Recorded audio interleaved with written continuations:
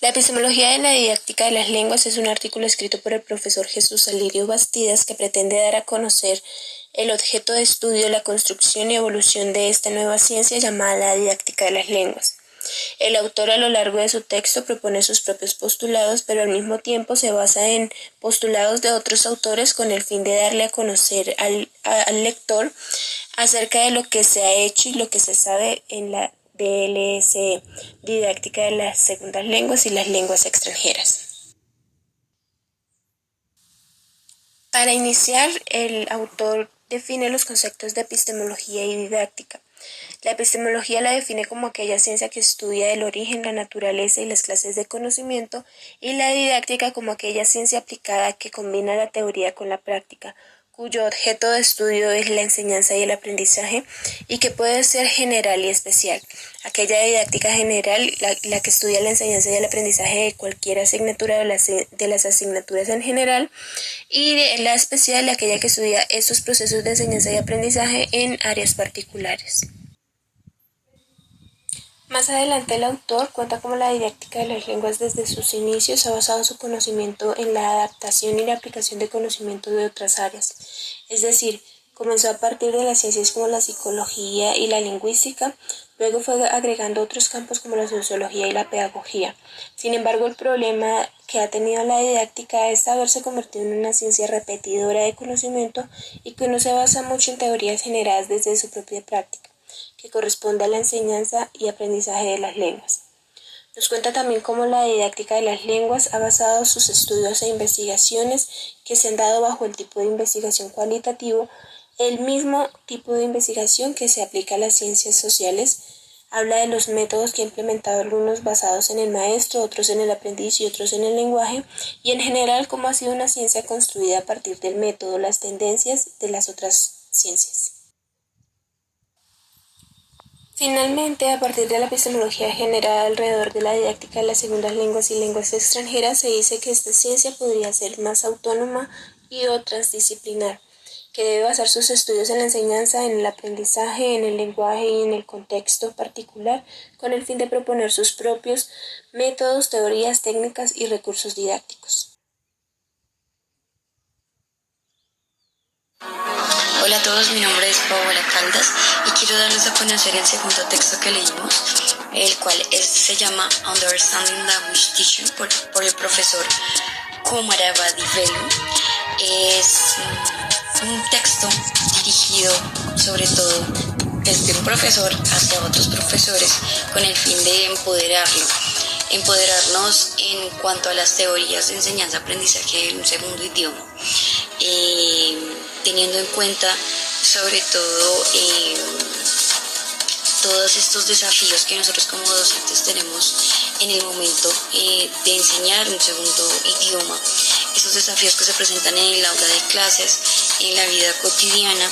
y pues en el marco de estos tiempos de globalización.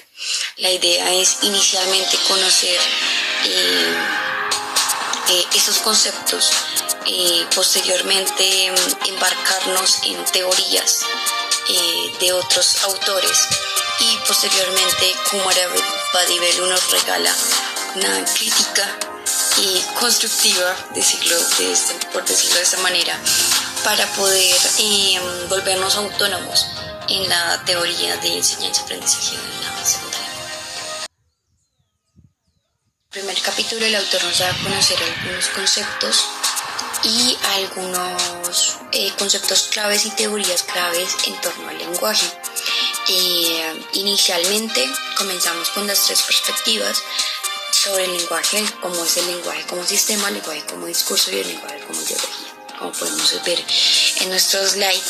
de color, logramos identificar algunas palabras claves que nos ayudan a identificar esto que el autor nos quiere decir.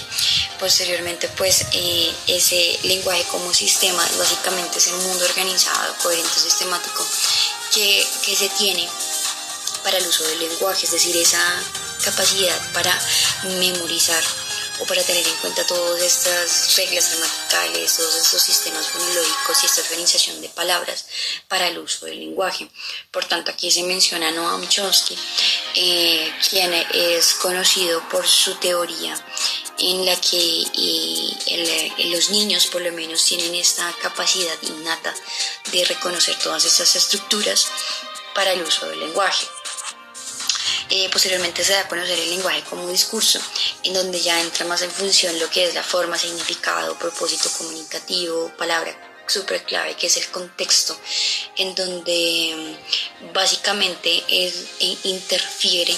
es como tal el propósito que tiene el lenguaje. Aquí se menciona un autor que es Halliday, en donde nos da a conocer algunas metafunciones o macrofunciones del lenguaje, las cuales son las funciones ideales, la función ideacional, la función interpersonal y la función textual. Básicamente la ideal es como ese potencial de significado que tiene el individuo en cuanto al lenguaje, en cuanto a conceptos, procesos y objetos. Posteriormente la interpersonal pues ya tiene que ver más con la función de las relaciones personales que tiene el individuo con la gente. Posteriormente la función textual pues se refiere a esta combinación de las dos funciones anteriores para producir textos coherentes. Posteriormente ya finalizamos con la ideología, que es básicamente los puntos de vista de otros autores en pro del lenguaje, en pro de investigaciones del lenguaje y esas teorías del lenguaje. En el capítulo también se mencionan algunas competencias y componentes de las competencias, como son las gramaticales, sociolingüística, discurso y estrategias, las cuales, como ya les había comentado, gramaticales tienen que ver con reglas. Esas reglas gramaticales, reglas fonológicas. Sociolingüística tiene que ver más con el propósito, interacción, contexto.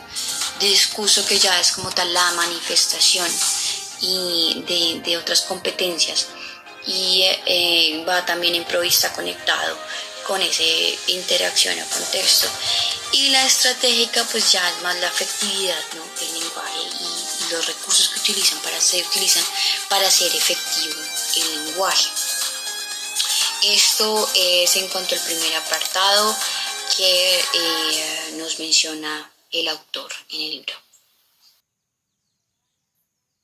Capítulo 2 es básicamente el autor nos da a conocer en qué medida estos conceptos teóricos vistos anteriormente y esos preceptos pedagógicos o esos conceptos fundamentales han influido en las teorías y en las prácticas del aprendizaje en una lengua. En este capítulo, pues básicamente el autor, como lo podemos ver en este slide,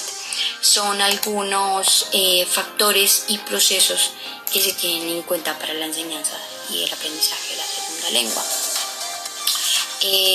Tenemos en cuenta, por ejemplo, se tiene en cuenta para llevar a cabo que el docente tiene que ser consciente de los aspectos importantes para el desarrollo de la segunda lengua y en cuanto a la conversión de la entrada del lenguaje y la producción. Se tienen en cuenta factores como los factores de input, intake factors, como son los individual factors, negotiation factors, tactical and effective factors, knowledge and environment factors. Él lo explica en forma de acrónimo y es muy interesante poder verlo así porque se entiende mucho más en cuanto a esos procesos sociolingüísticos del aprendizaje del idioma. Por ejemplo, el individual, se hablan de factores de edad y de ansiedad, por ejemplo, de negociación de factores como la interacción, del tactical ya hablamos de las estrategias, de afectivo pues ya serían como las actitudes y la motivación, del conocimiento pues ya sería ese del metalingüístico y medio ambiente pues ya sería como el contexto.